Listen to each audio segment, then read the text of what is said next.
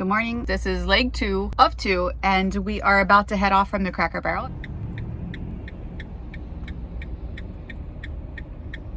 We are headed into a dog park, which we've driven about 8 miles out of our way for, but I suppose we have nothing but time here. So we're a bit early. We can't check into the campground till 1, and we have another 3 hours to drive, and it's still pretty early. It's pretty optimistic when you actually have to walk a little bit of a distance to the dog park. Well, that looks like it's worth it to me. Oh, it's beautiful. I'll take it.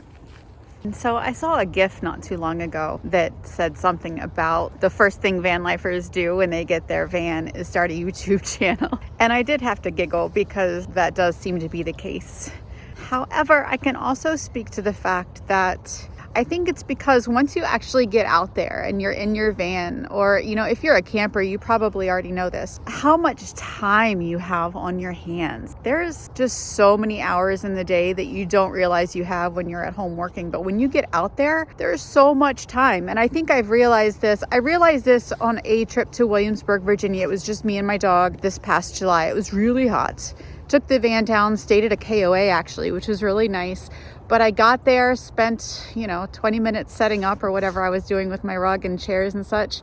And then I was just there. That is when the first notion of what the heck do I do with myself? And that's when I kind of understood why YouTubers may do it. I thought that's what I could be doing, is just recording.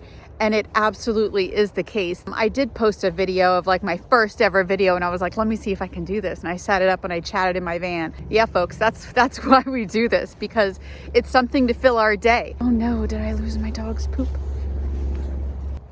I'm back. Had to pick up my dog's crap. Anyway, I just wanted to explain that is perhaps why many of us do it. I am very much an introvert. I'm really self-sufficient. I can go long periods of time without any other people interactions. I am not big on small talk. In any case, this is definitely an outlet.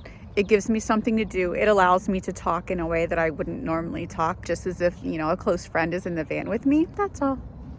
For those that are wondering, because I think everyone kind of does, trust fund type babies or whatever is kind of the joke. For us, we are 2 hardworking individuals. We are military. My husband just retired, and he absolutely set us up very nicely. He was the money guy. I was not. If it was left up to me, good Lord, if I hadn't met him, I would just be in the biggest hole right now. I truly would. He saved me financially from myself. He retired and is now working another job, basically waiting on me until I retire, which is in 500 and some days. We're both nurses, and we allow ourselves money put aside for our fun things. For him, it was a boat. We're now looking at like what to do after retirement, and my dream thing was the van.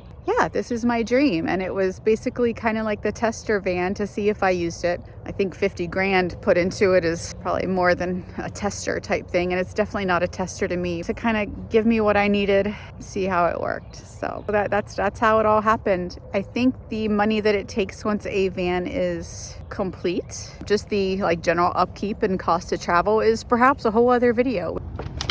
Wow. When your shoes are covered in crap from the dog park, it's a little frustrating. Darn it. So one thing that I've only used like once in my time within the van are my shoe covers that I have in this little copper pot right here.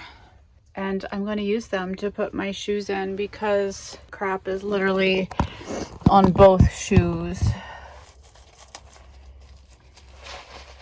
Kind of tough to do one-handed, I guess. Not too bad. Well,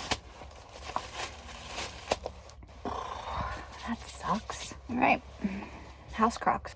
Anything other than white would have been better, but I wasn't thinking clearly. I am so glad that I broke this trip up into 2 legs. I'm exhausted. I did not sleep well. We did stop. I ran into Wawa and got a sandwich, but man, I'm just over it. I'm so tired. There always hits this little piece. Well, usually there's this little piece of time where it just hits me and all I want to do is sleep. I'm not like to the worst right now. That does come sometimes, and it's just the worst feeling. It seems like as soon as I just start watching the double lines pass, I get really tired, but it's a long road. I'm so glad I broke it up because 7.5 today would not have been enjoyable. Even Greta thinks so. We've just stopped for gas. We are about a half hour out of New Bern, North Carolina, and I am trying to record all my costs associated with the van just for my own record and maybe to share it with the videos. So for now, I wasn't completely empty. This is $45.41, and yesterday I think it was 60 some.